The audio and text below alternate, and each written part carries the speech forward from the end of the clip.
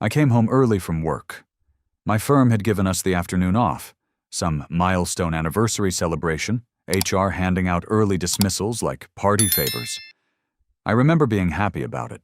I remember thinking I'd surprise Emilia, maybe take her to that Italian place she'd been mentioning for weeks. I was smiling as I pulled into the driveway. I was a man who had no idea what was waiting for him on the other side of his own front door. The car in the driveway stopped me first. A black Audi.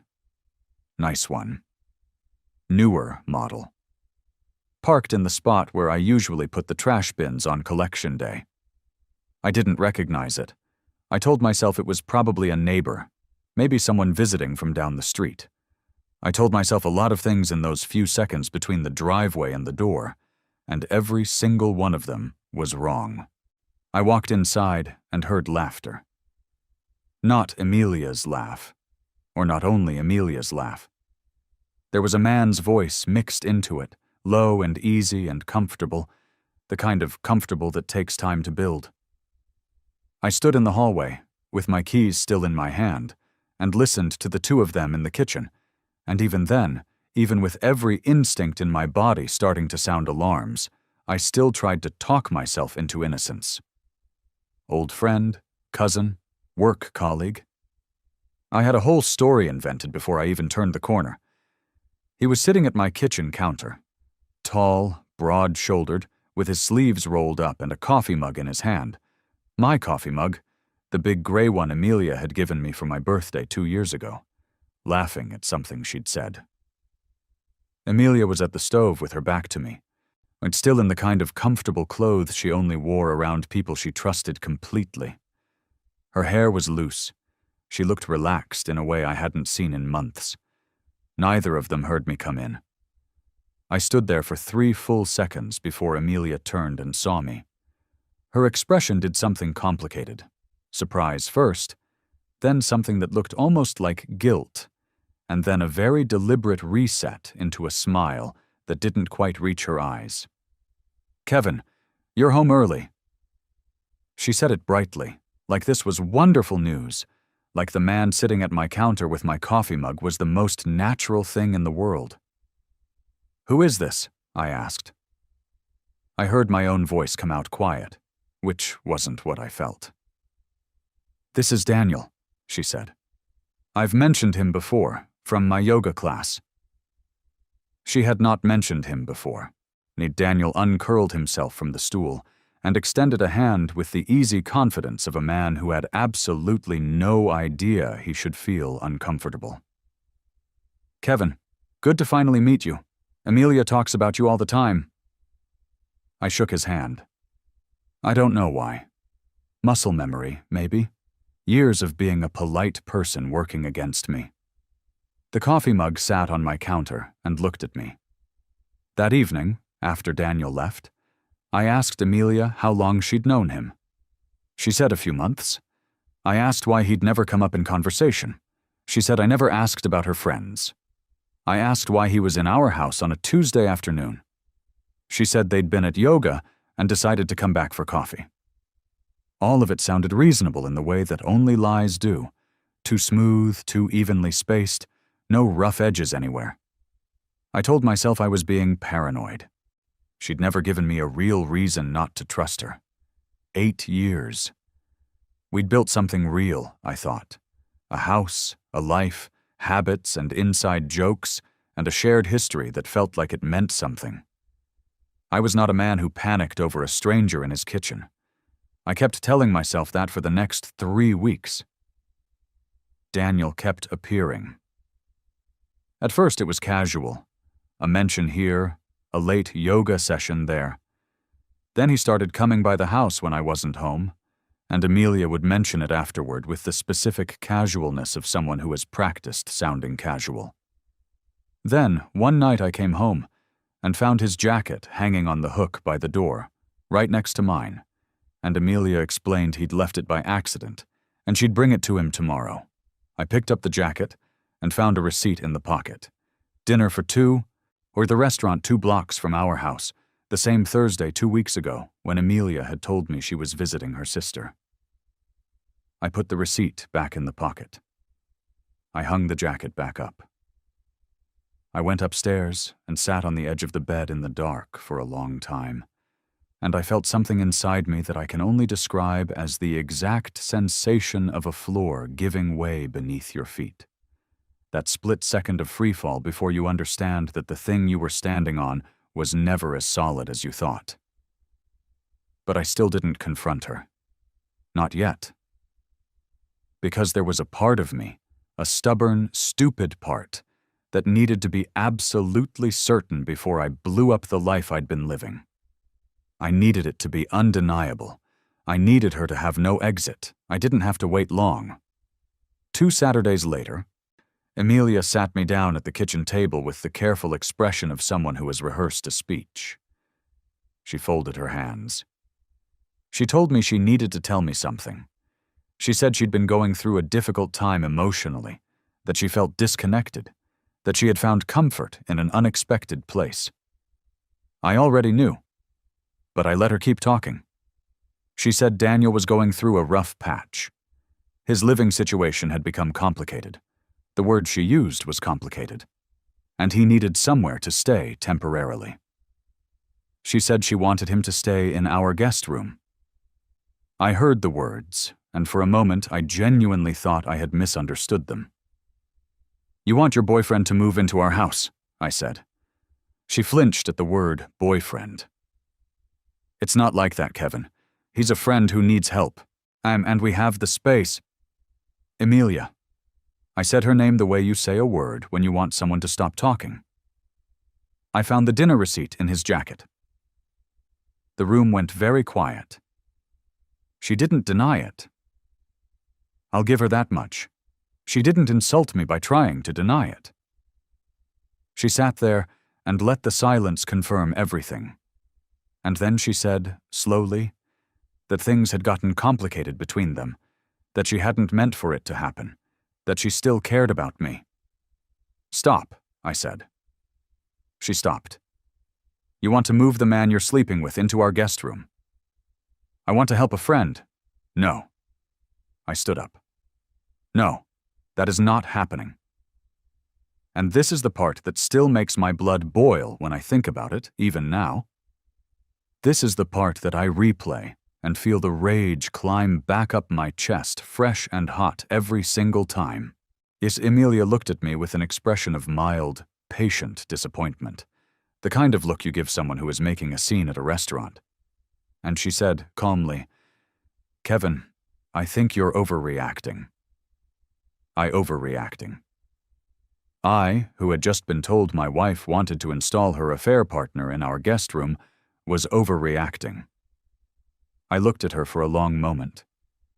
I looked at the woman I had married, the woman I had built a life with, the woman who had sat at this same kitchen table and promised me things, and I felt the last thread of patience I had snapped clean. "Fine," I said. She blinked. "Fine? You want him here? He can come." I picked up my keys. "But I make the rules, and you're not going to like them." She looked relieved, which told me everything I needed to know about how little she understood what was coming. I left the house and drove. I didn't have a destination. I just needed to be moving, because sitting still felt like drowning. I drove for an hour and ended up parked outside a coffee shop I'd never been to, and I sat in the car and thought with a cold, concentrated fury that felt nothing like the grief I'd expected. I had imagined, in some abstract way, that if my marriage ever fell apart, I would be devastated, sad, broken. What I actually felt was a gathering storm, something dark and purposeful and patient. My phone had 3 missed calls from a number I didn't recognize. I almost ignored it. Then some instinct made me call back. The woman who answered introduced herself as Lily. She said she was Daniel's wife, and the silence that followed that sentence had a particular quality to it.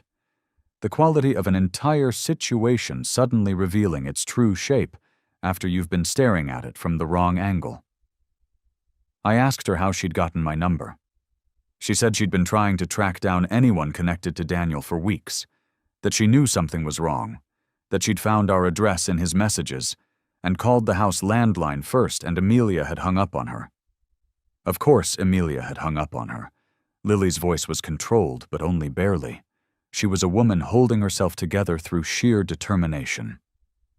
I recognized the feeling intimately, from the last hour of my own life. I asked her how long she'd known. She said she'd started suspecting 2 months ago. She said they had a 6-year-old daughter. She said she'd spent the last 6 weeks feeling like she was losing her mind because Daniel kept telling her she was imagining things. I knew that feeling too. We talked for 45 minutes in that coffee shop parking lot. By the time I drove home, I had a plan. Here is what Amelia didn't know about Daniel. He was not going through a complicated living situation. He was, in fact, living in the house he shared with his wife and daughter in the next neighborhood over, a fact he had apparently neglected to mention to Amelia while they were building their little fantasy together. He had been lying to both of them simultaneously, telling Lily he was working late, telling Amelia his marriage was basically over. Classic, elegant even, if you have absolutely no soul. Here is what Daniel didn't know. His wife and I had just become the 2 most motivated people either of them would ever meet. Daniel moved into the guest room on a Friday evening. I helped carry his bags up the stairs. I shook his hand on the landing. I smiled and said I hoped he'd be comfortable. I watched Amelia watch me and try to figure out why I wasn't angry anymore, and I could see the uncertainty creeping into her expression.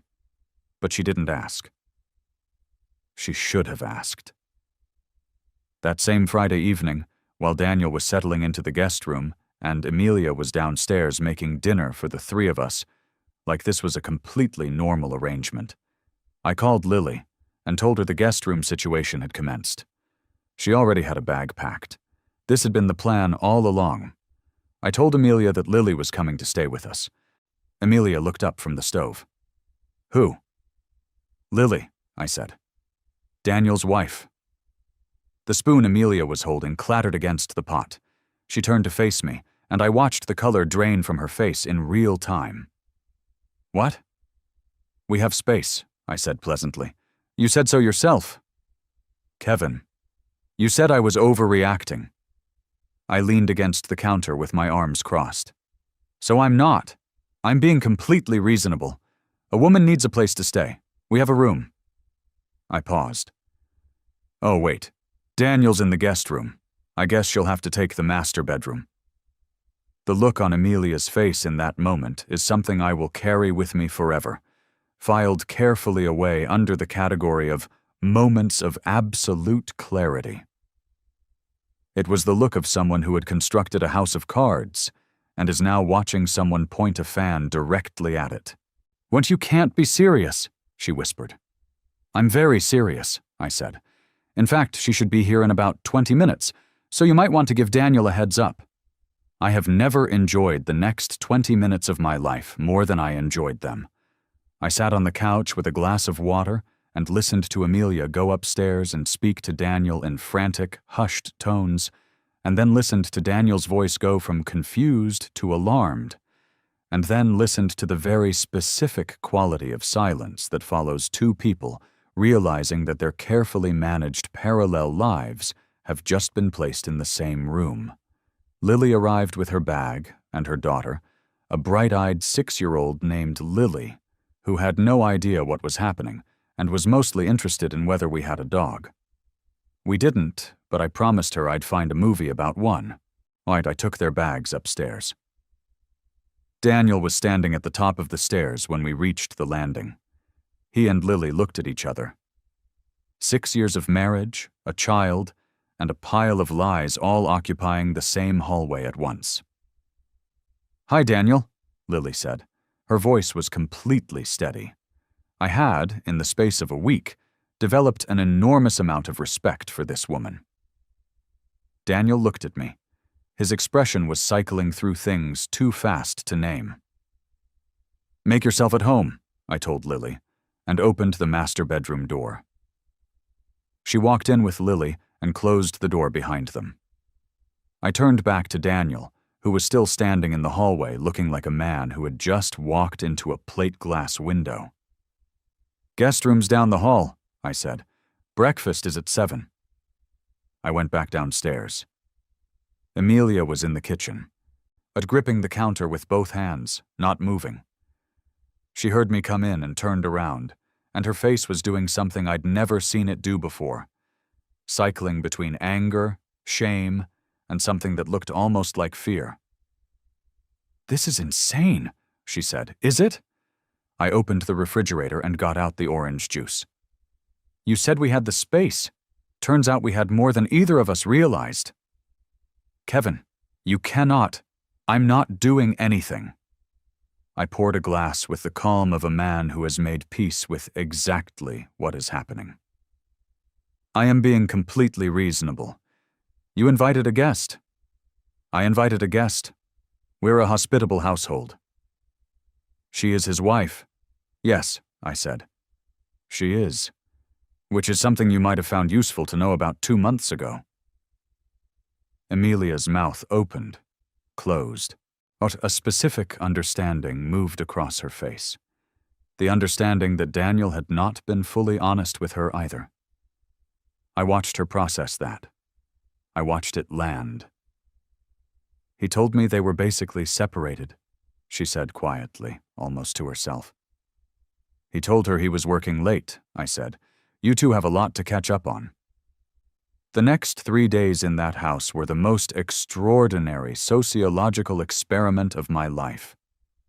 Lily and I were unfailingly polite to each other and to Lily, who remained gloriously unaware of the adult disaster surrounding her and spent most of her time drawing pictures at the kitchen table. Daniel and Amelia had somehow ended up on the back foot simultaneously, each of them having been betrayed in their own way, neither of them able to find solid ground. I gave Lily everything I had collected over the previous weeks, the dinner receipts, the screenshots of message notifications I'd photographed when Amelia left her phone unlocked. A timeline of events Lily had independently corroborated from her end. Lily gave me what she had gathered: bank records showing transfers, a pattern of absences, a story told in receipts and gaps. Between us, we had the whole picture. Neither of them had any more room to maneuver. On the second evening, Daniel asked to speak with me privately. We stood in the backyard, and he tried something I have to admit took audacity. He attempted to appeal to man-to-man solidarity. He said we were both victims here, that Amelia had pursued him, that things had gotten out of hand. There's that maybe we could handle this quietly between the 4 of us without involving lawyers or making things worse. I looked at him for a long time. "You moved into my guest room," I said, "with the active cooperation of my wife, while yours was at home with your daughter wondering where you were." I paused. "And your proposal is that we handle this quietly." He tried again. He said Lily didn't have to know everything. He said there were ways to— "She already knows everything," I said. "We've been comparing notes for a week." The color left his face. "Also," I said, "I spoke with your employer this afternoon. I'd done my research.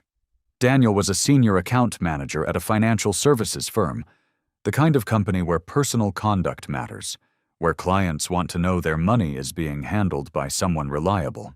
I had sent a carefully worded email to the firm's HR department, not accusing anyone of anything, simply asking whether the company had a policy regarding employees who misrepresent their availability and personal circumstances to clients and colleagues. I had attached, for context, some of the documentation Lily and I had compiled. I had also, the day before, called the building manager at the upscale apartment Daniel had apparently rented on the side, the one he was using to meet Amelia, and informed them that the leaseholder appeared to be using the unit in violation of the building's short-term use policies. The lease, as Lily had discovered while going through their joint finances, had been paid for using funds from their shared account. I had also had a conversation with Amelia's mother. This last one gave me the least pleasure, if I'm being precise. Amelia's mother was a proud woman who had always liked me, and I genuinely did not enjoy making that call. But she deserved to know. And Amelia, who had been leaning heavily on her family's assumption that I was the difficult one in our marriage, something I'd been hearing secondhand from mutual friends for weeks, needed to have that support structure re-examine its foundations. Amelia's mother called her that evening. I don't know exactly what was said. I know it lasted 45 minutes. I know Amelia was crying before it was over. I know that when she came out of the bedroom afterward, she looked at me differently than she ever had before. Not with the patient condescension of someone managing an overreaction, but with the expression of someone who has finally understood the dimensions of what they have done. For by day 4, Daniel had called his own parents, trying to get money and a place to stay before Lily's lawyer made any moves on the shared accounts. His parents, who Lily had also spoken with, the woman was unstoppable, genuinely, were not forthcoming with either. His firm put him on administrative leave pending their HR review. The apartment lease was terminated. His closest friend group, a circle of people he'd apparently told Lily was his work crowd, and told Amelia was old friends who wouldn't understand, found out the full story from multiple directions simultaneously when someone forwarded the email chain I'd sent to the relevant parties. People have opinions about men who lie to 2 women at once, strong ones. On the 5th day, Daniel left the guest room. He left quietly, early in the morning, while Lily and Lily were still asleep and while I was in the kitchen making coffee. He stood in the doorway of the kitchen with his bag on his shoulder and looked at me, and for a moment I thought he was going to say something. He didn't. He just left. I watched his black Audi pull out of my driveway and felt nothing except the mild satisfaction of seeing something go that had no business being there. Amelia filed for separation 3 weeks later. I had already been in contact with a lawyer, so the paperwork was mostly a formality on my end. I was cooperative and precise, and gave her absolutely nothing she didn't deserve. She tried, once, to have a real conversation with me about what had happened. She came to me in the kitchen on a Sunday morning. She was still in the house during the separation process, which was as awkward as it sounds. And she said she was sorry. She said she hadn't meant for any of it to go this way. She said she thought she had been unhappy for a long time, and she'd handled it in completely the wrong way. I let her finish. Then I said, "When you told me I was overreacting, were you unhappy then too? Or just creative with your problem solving?" She had no answer for that. I wasn't cruel about it. I want to be clear about that. I was not a man who screamed or broke things or made scenes for the sake of them. What I was, through all of it, was precise. Every move I made was measured and deliberate and designed to let the natural consequences of what had been done come to their natural conclusions. I didn't manufacture destruction. I simply refused to insulate anyone from the destruction they had manufactured for themselves. There is a difference, and it matters to me. Lily stayed for 2 weeks. We had a strange and genuine friendship by the end of it, the particular bond that forms between 2 people who have been through the same storm from different angles. She was funny and sharp, and had a way of making Lily laugh that filled the house in a way nothing had in a long time. On the day they left, Lily gave me a drawing she'd done of the 2 of us and the imaginary dog she'd decided we should get, and I put it on the refrigerator and looked at it for a long time after they were gone. Lily texted me later that evening. "You didn't overreact, for what it's worth." I looked at that message for a long time, too. The divorce was finalized 8 months later. Clean, correct, and final. I kept the house. Amelia had wanted it, but she didn't have the financial standing to push the argument all the way through, and her lawyer knew it. I wasn't vindictive about the settlement. I took what was fair and gave her what was fair, and resisted the urge to complicate the process, out of spite. Life is too short to spend it in depositions. I repainted the guest room the week she moved out. Light gray, which it had needed for 2 years. I replaced the carpet. I bought a new couch for the living room and rearranged the furniture the way I'd always wanted it, but had somehow never gotten around to changing. The house felt like mine in a way it hadn't in a long time, which told me something about how long things had been wrong. I threw myself back into work. I'd let my focus drift over the previous year, but spending too much mental energy on things at home and not enough on the projects I actually cared about. Within 4 months of Amelia leaving, I'd taken on 2 new clients, redesigned a proposal that had been stalled for 6 months, and been offered a senior position I'd been quietly angling toward for 2 years. I took it. I started running again, which I hadn't done seriously since my late 20s. There is something clarifying about physical effort, something that quiets the noise and puts things in their right order. I ran 5 mornings a week and felt myself becoming someone who had shed a great deal of weight. And I do not mean that entirely physically. I started cooking properly for the first time in years. Amelia had always handled most of the cooking, not because she particularly wanted to, but because that was how the roles had settled, and I had let convenience become laziness. I took a class, then another. I discovered, at 36, that I was genuinely good at it, which is one of those small revelations that arrives at the right moment and tastes better than it would have at any other time. Friends reappeared. Some of them had drifted during the marriage, the gradual, unnoticed contraction of a social life that happens when you're too focused on a relationship that is using all your energy just to maintain its surface appearance. Reconnecting with them felt like finding rooms in your own house you'd forgotten existed. I ran into Amelia 4 months after the divorce at a mutual friend's birthday gathering. She came in with a careful expression that suggested she'd known I'd be there and had prepared herself. She looked tired and thinner than I remembered, and there was something absent from her eyes that had been there before. Some of the easy confidence that used to be her most visible quality.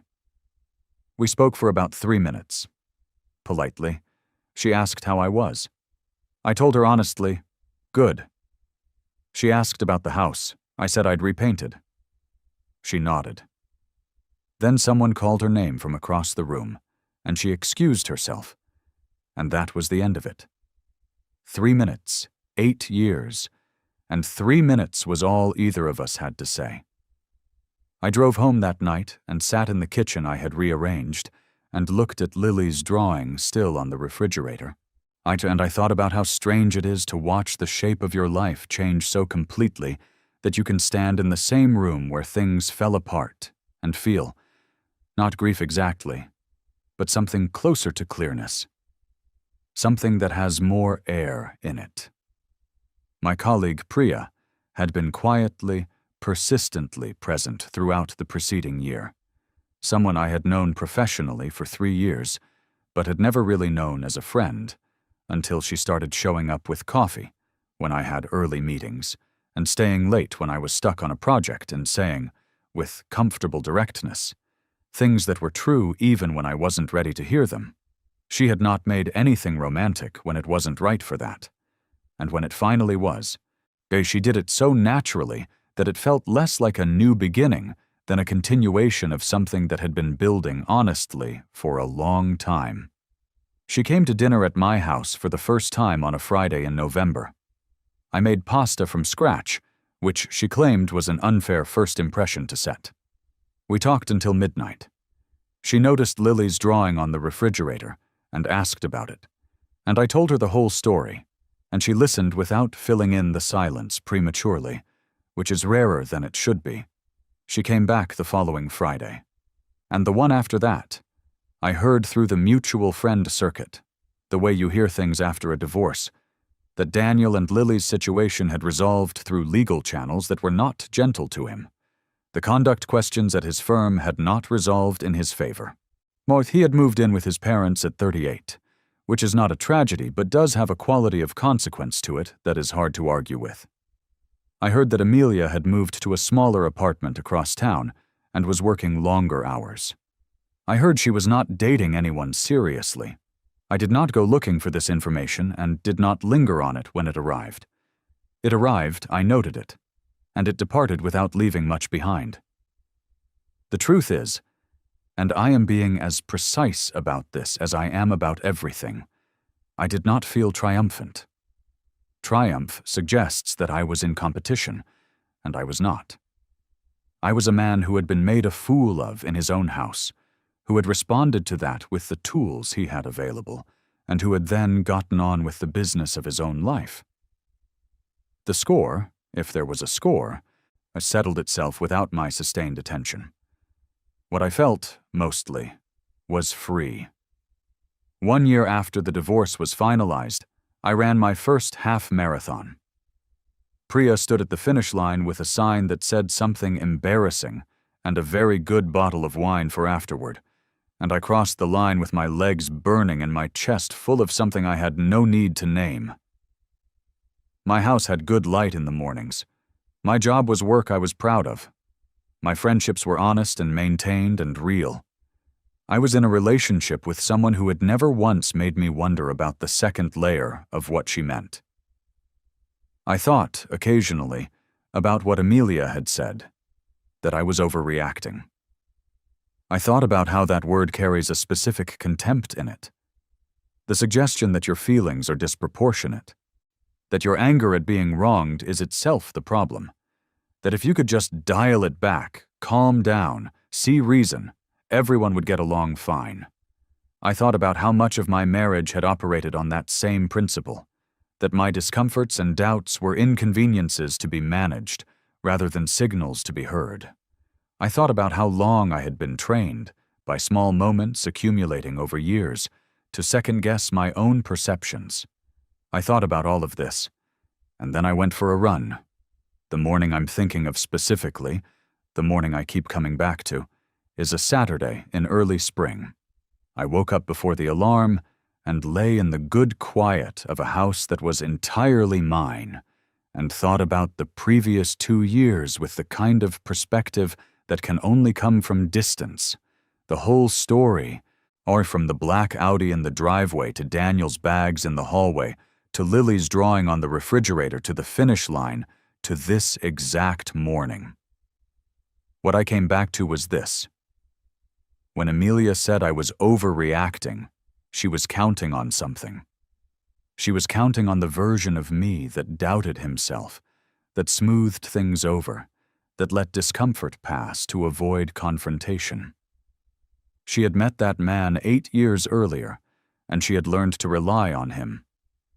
What she had not counted on was what 8 years of making space for someone else can do to a person who eventually stops. I was not overreacting. I was, in fact, only just getting started. And the beautiful thing, the thing I want to be the last thing about all of this, is that getting started turned out to lead somewhere worth going. The revenge was satisfying, yes. Watching the whole careful fiction collapse under the weight of its own dishonesty was satisfying in a way I am not ashamed to admit. But the best thing, the actual best thing, had nothing to do with them. The best thing was the Tuesday morning run, and the pasta I'd gotten good at, and the friend who became something more, and Lily's drawing of the imaginary dog on the refrigerator, and the house with the good light, and the feeling of waking up inside a life that was unambiguously, completely, and finally mine. I never thought about them again. Not really. Some doors, when you close them right, don't even leave a draft.